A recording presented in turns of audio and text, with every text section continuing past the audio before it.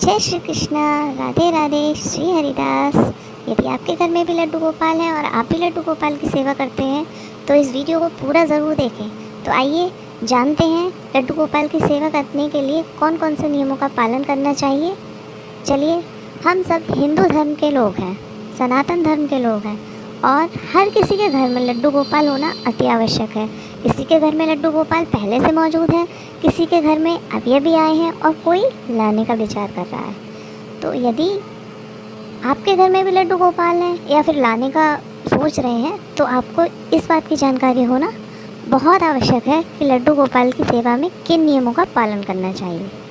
सबसे पहले तो जिस दिन लड्डू गोपाल आपके घर में आते हैं उसी दिन से आपका घर आपका नहीं रहता, लड्डू गोपाल का हो जाता है।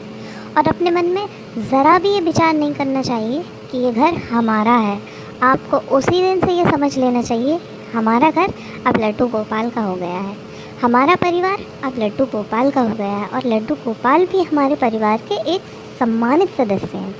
तो इसलिए जैसे हम अपने परिवार के सारे सदस्यों के साथ मिलते हैं, जुलते हैं, बात करते हैं, बैठते हैं, हंसते हैं, बोलते हैं, उसी तरह से हमें लड्डू गोपाल के साथ में भी सारी वही चीज़ें करनी चाहिए जो हम अपने फैमिली मेम्बर्स के साथ में करते हैं।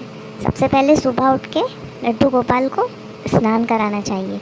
स्नान कराने के लिए हमें इस बात का विशेष ध्यान रखना चाहिए कि लड्डू गोपाल हमारी तरह ही रिएक्ट करते हैं। मतलब सर्दी में गर्म पानी की ज़रूरत होती है उन्हें, गर्मियों में ठंडे पानी की ज़रूरत होती है। जैसे हम लोग गर्मियों में ठंडा पानी इस्तेमाल करते हैं नहाने के लिए और सर्दियों में गर्म पानी, उसी तरह से उनको भी हमें नहलाना चाहिए और उनकी सारी ज़रूरतों का ध्यान रखना चाहिए। जैसे कि हम अपने सारे घर के सदस्यों के लिए सारी चीज़ें जुटाते हैं उसी तरह उनके लिए भी। दूसरी बात, जिस तरह से हमारे घर के छोटे छोटे बच्चे होते हैं ना और हम उनकी सारी ज़रूरतों का ध्यान रखते हैं उसी तरह से हमें लड्डू गोपाल की सारी चीज़ों का ध्यान रखना चाहिए। जैसे हम बच्चों को समय पे खाना खिलाते हैं, समय पे सुलाते हैं, वही सारी चीज़ें हमें अपने लड्डू गोपाल के साथ में भी करनी चाहिए। दूसरी चीज़, लड्डू गोपाल के लिए ना खेल खिलौने बड़े पसंद होते हैं। तो कहीं भी जाएं तो उनके लिए खेलने के लिए खिलौने ज़रूर लेके आएँ और समय समय पर उन्हें बाहर घुमाने भी ले जाएं। यदि लड्डू गोपाल आपके घर में आए हैं तो उनका प्यारा सा नाम ज़रूर रखें। किसी के घर में लड्डू गोपाल का नाम माधव होता है, किसी के घर में कृष्णा, कान्हा, राधे, तरह तरह के नाम, बहुत सारे नाम होते हैं। तो हम कोई भी प्यारा सा नाम रख सकते हैं। और जैसे हमारे घर के सदस्यों के साथ में हमारे रिश्ते होते हैं उसी तरह से लड्डू गोपाल के साथ भी हमें रिश्ता बनाना चाहिए।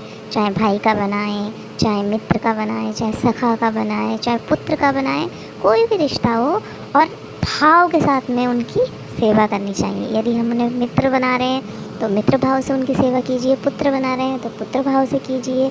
जो भी रिश्ता XYZ कुछ भी बनाते हैं हमें उनके साथ में उसी तरह का भाव रख के उनकी सेवा करनी चाहिए और उनके साथ में बैठ के अपने मन की सारी बातें भी करनी चाहिए। यदि हम अपने मन की सारी बातें उनसे करते हैं तो देखें अपना मन इतना हल्का हो जाता है जो किसी मनुष्य के साथ बात करने से बिल्कुल भी नहीं होता है। उसी तरह से रात को उनको अवश्य सुलाना भी बहुत ज़रूरी है। कोई होता है उनके घर में लड्डू गोपाल तो है पर उनको सुलाते ही नहीं है, भगवान पूरे दिन बैठे रहते हैं। तो इसलिए जिस तरह से हमें भैया आराम की ज़रूरत होती है दिन भर के बाद, उसी तरह से हमारे प्यारे लड्डू गोपाल के लिए भी आराम की बहुत आवश्यकता होती है। इसीलिए उनको रात्रि को शयन ज़रूर करवाएं। जो चीज़ें हम अपने लिए लागू करते हैं वही सारी चीज़ें ठाकुर जी की सेवा में ज़रूर लागू करनी चाहिए। राधे राधे।